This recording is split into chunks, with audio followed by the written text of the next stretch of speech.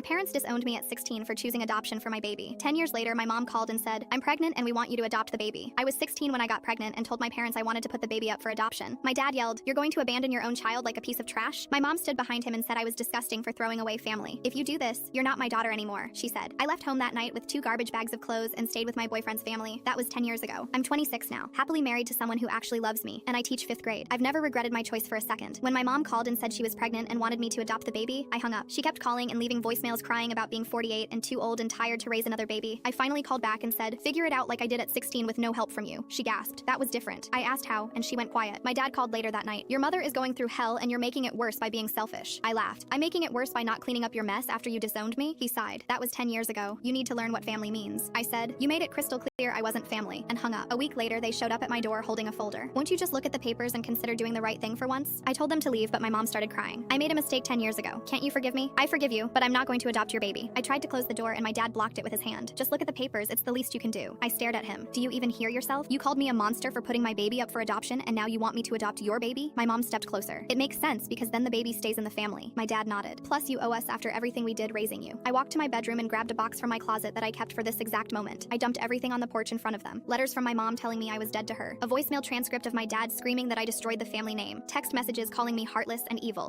I picked up a letter and shoved it at my mom. "Read it out loud." She shook her head and I said it louder. She took it with shaking hands and read, "You are throwing away your own blood like garbage, and I will never forgive you for being this selfish and cruel." Her voice cracked and she dropped the paper. I handed another to my dad. "Your turn." He read in a whisper, "If you give that baby away, don't ever contact us again because you're not our daughter anymore." I grabbed an email and read it myself. "I told everyone at church you're not part of this family anymore because you chose to be a coward." My mom was crying now. "I was just emotional. That was my first grandbaby and I didn't know how to handle it," she said. I stepped closer. I was 16 years old and terrified. "You were supposed to be my mother, but instead you chose to abandon me." My dad tried to speak, but I cut him off. "If adoption is as disgusting and evil as you told me it is, then you need to raise this baby yourself." My mom reached for me, but I backed away. "I'm not your solution, and I won't help you pretend you're good people. Get off my property." I walked inside and locked the door while they stood there crying. They kept the baby because they had no choice. My mom sent a letter with a photo and a half apology blaming her hormones. I threw it away without reading past the first line. Not long after that, I got an email from the adoption agency. Carly's mom wrote, "Carly has been asking about meeting you. Would you be open to lunch?" I drove to a cafe that Saturday and watched a little girl with my eyes walk in holding her mom's hand. She saw me and ran over. "You look like the pictures," she said, and hugged me. We sat down and she talked nonstop about school, her dog, and how she wants to be a teacher just like me someday. Then she looked at me seriously. "Do you ever think about me?" "Every single day." She smiled the biggest smile I've ever seen. "My parents told me you loved me enough to give me a better life, and that's the bravest thing anyone can do. Thank you for that. I've never felt more content in my entire life."